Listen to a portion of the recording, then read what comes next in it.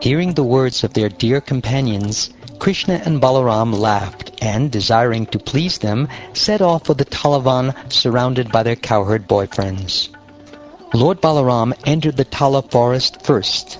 Then, with his 2 arms, he began forcefully shaking the trees with the power of a maddened elephant, causing the Tala fruits to fall to the ground. Hearing the sound of the falling fruits, the ass demon, Dhenuka, ran forward to attack, making the earth and trees tremble.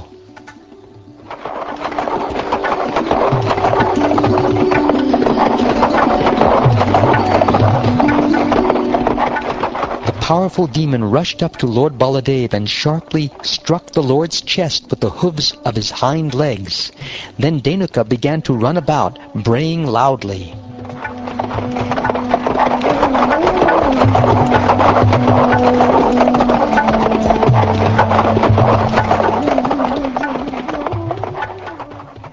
Moving again toward Lord Balaram, O king, the furious ass situated himself with his back toward the Lord. Then, screaming in rage, the demon hurled his 2 hind legs at him. Lord Balaram seized Dhenuka by his hooves, whirled him about with one hand, and threw him into the top of a palm tree.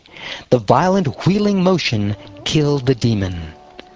Lord Balaram threw the dead body of Dhenukasura into the tallest palm tree in the forest, and when the dead demon landed in the treetop, the tree began shaking.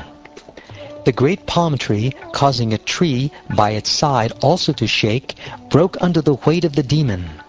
The neighboring tree caused yet another tree to shake, and this one struck yet another tree, which also began shaking. In this way, many trees in the forest shook and broke. Because of Lord Balaram's pastime of throwing the body of the ass demon into the top of the tallest palm tree, all the trees began shaking and striking against one another, as if blown about by powerful winds.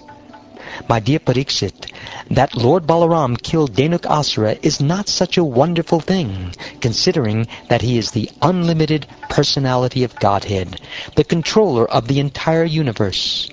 Indeed, the entire cosmos rests upon him, just as a woven cloth rests upon its own horizontal and vertical threads.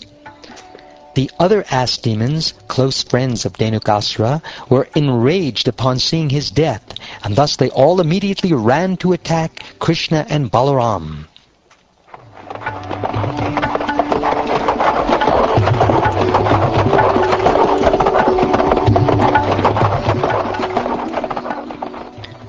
O king, as the demons attacked, Krishna and Balaram easily seized them one after another by their hind legs and threw them all into the tops of the palm trees.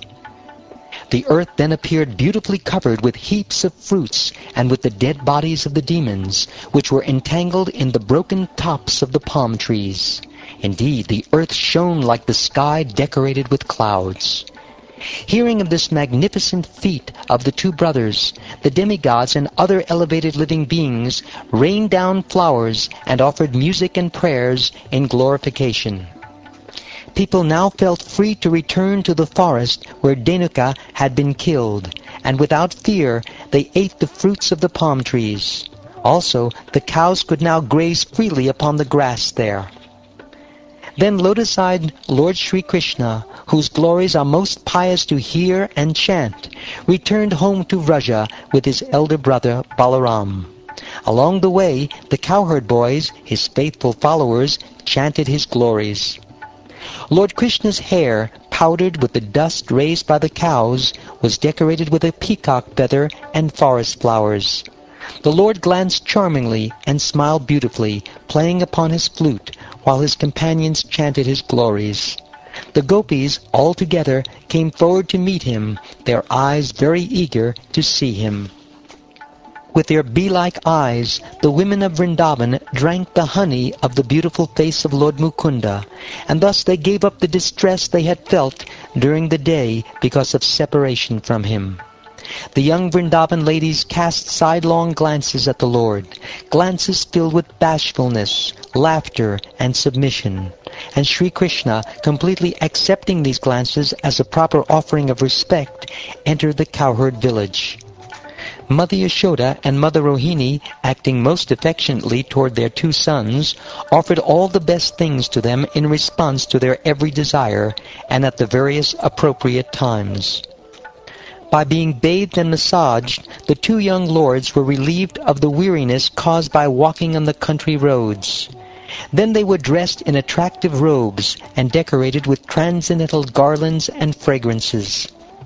After dining sumptuously on the delicious food given them by their mothers, and being pampered in various ways, the two brothers lay down upon their excellent beds and happily went to sleep in the village of Braja.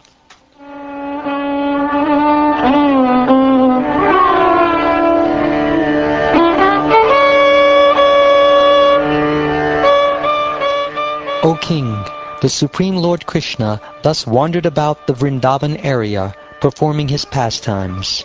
Once, surrounded by his boyfriends, he went without Balaram to the Yamuna river.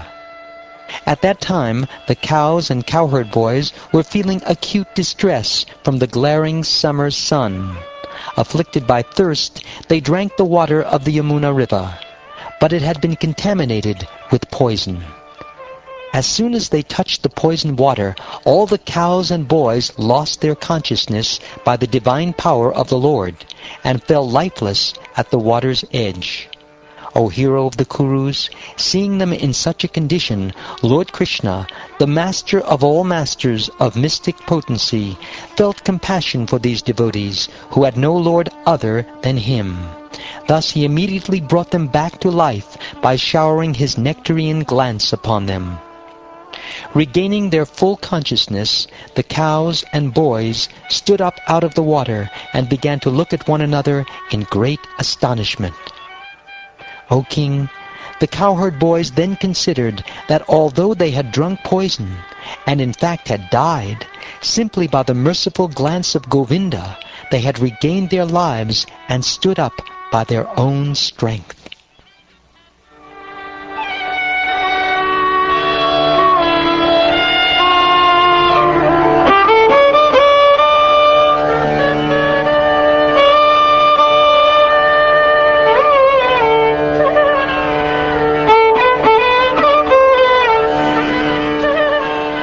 Thus ends the 15th chapter of the 10th canto of the Shrimad Bhagavatam, entitled The Killing of Dhenuka, the Ass Demon.